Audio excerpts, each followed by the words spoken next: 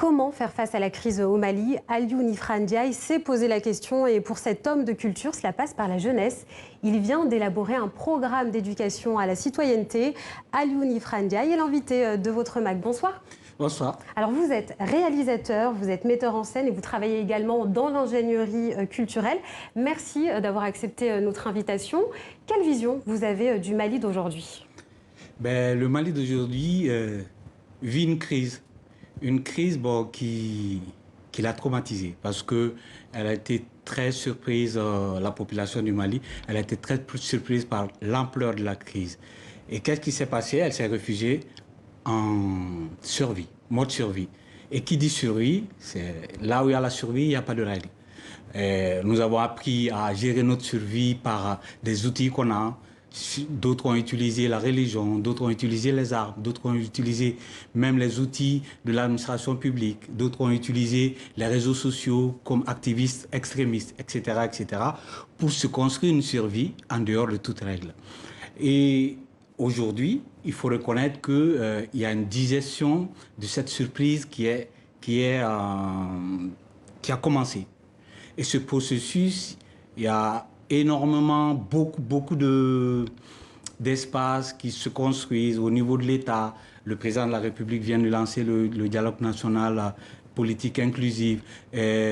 Certaines associations ont commencé à travailler, à réfléchir sur quel Mali il faut pour sortir véritablement de cette crise. Et vous-même, vous travaillez sur le Mali de demain.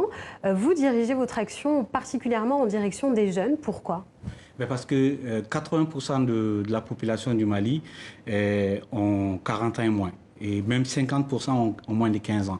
Ils ont construit leur logiciel par la télévision, par les réseaux sociaux, et totalement en déphasage avec ce que j'ai dit, la génération qui est au pouvoir aujourd'hui. Mais comment faire pour pouvoir articuler véritablement ce logiciel-là avec les enjeux du monde nouveau, faire de telle sorte que ces jeunes soient en phase avec les réalités d'aujourd'hui. Et c'est ce travail-là que je fais depuis quand même quelques années, par le biais de la culture, par le biais des programmes de construction citoyenne. Alors justement, vous parlez du travail que vous faites par le biais de la culture. Pour vous, aujourd'hui, l'art est politique? L'art est politique parce que... L'art est paradoxal parce que l'art se revendique d'une culture, mais travaille énormément, régulièrement à faire bouger les normes de cette culture. Et c'est pourquoi je dis toujours la politique est un art, parce que les politiques aussi proposent des programmes et essayent de convaincre la société de les suivre dans ce programme-là. Mais nous, c'est véritablement la question de l'art, de la culture. Comment véritablement aller des centres d'intérêt des jeunes pour construire quelque chose qui va les amener à comprendre le monde d'aujourd'hui et de s'inscrire dans la construction de ce monde. Pas simplement la construction du Mali, mais parce que le Mali fait partie d'un monde qui est en construction et d'un monde qui est en crise globalement. Mais malheureusement, nous sommes un pays qui a été le moins préparé. On a vraiment subi de façon assez profonde cette crise. Maintenant, on travaille à émerger, on travaille à construire un nouveau logiciel qui soit en phase avec le nouveau monde. Alors justement, comment vous participez à la construction de ce nouveau logiciel? Expliquez-nous un peu en quelques mots le programme que vous avez mis en place là. Là, on a travaillé et ce qu'on va proposer, c'est un programme qu'on va appeler Nyana Diatama, c'est-à-dire le bonheur en itinérance. C'est-à-dire qu'il va couvrir de façon itinérante 35 villes et travailler sur à peu près 3 millions de citoyens en construction et faire de telle sorte qu'ils comprennent les enjeux de ce nouveau monde. Parce qu'il va falloir que les Maliens, que nous-mêmes, on apprenne je dirais, à comprendre le monde d'aujourd'hui par le prisme du futur à construire. C'est-à-dire nous, on continue à définir notre présent par le passé.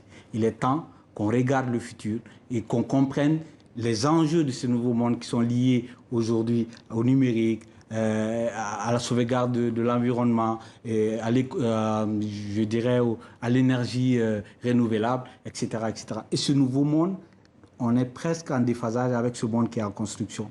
on est tout le temps lié à Sundiata et à autres. Le but du jeu, c'est de faire que les jeunes soient véritablement liés à ce nouveau monde. Alors pour qu'ils soient liés à ce nouveau monde, cela passe aussi du coup par la scène. Vous avez mis en place un spectacle. On va en regarder tout de suite un extrait. Si nous voulons que Mounessa et Dieudonné se marient en 2029, si nous voulons qu'ils s'installent en paix sauvage, et si nous voulons qu'ils participent au bonheur et au développement de cette région, il faudrait que nous soyons des forts.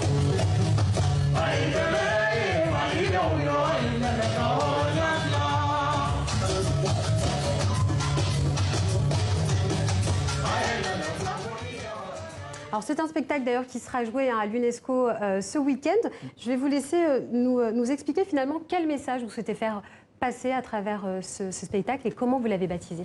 Horon, ça veut dire le noble. En fait, c'est véritablement une terminologie qui a été empruntée de l'arabe, qui a été acceptée par l'essentiel des ethnies au Mali. Et nous, on s'est dit, c'est ça le noble du XXIe siècle, c'est le citoyen du XXIe siècle. Qu'est-ce que ce citoyen du XXIe siècle? Quel doit être son lien avec la solidarité d'aujourd'hui? Parce que pour nous, la solidarité traditionnelle ne peut plus continuer à fonctionner. Cette solidarité nouvelle, c'est comment accéder véritablement à la couverture sociale, à la couverture médicale, comment participer à ce nouveau modèle de société en payant ses impôts, etc. Comment comprendre l'évolution de ce monde et s'inscrire véritablement à être un entrepreneur dans ce monde-là. C'est toutes ces questions, toutes ces problématiques qu'on aborde et qu'on résume dans ce spectacle qu'on a appelé Horon, c'est-à-dire le citoyen. Alors, est-ce que vous avez rencontré des réticences finalement en élaborant ce projet? Oui, c'est toujours le cas. Comme je vous le disais, le Mali est aujourd'hui un pays divisé. Mais maintenant, on travaille véritablement à se retrouver. Et chaque fois que quelqu'un engage une action, la question est pour qu'est-ce qu'il veut. Et il y a une suspicion généralisée, une défiance généralisée. Mais si on comprend ça, ces problèmes-là, on saura les gérer. Et moi, j'ai toujours suggéré ça, essayer de me mettre au-dessus de ces problèmes et avancer. Et généralement, on arrive véritablement à aboutir à un résultat.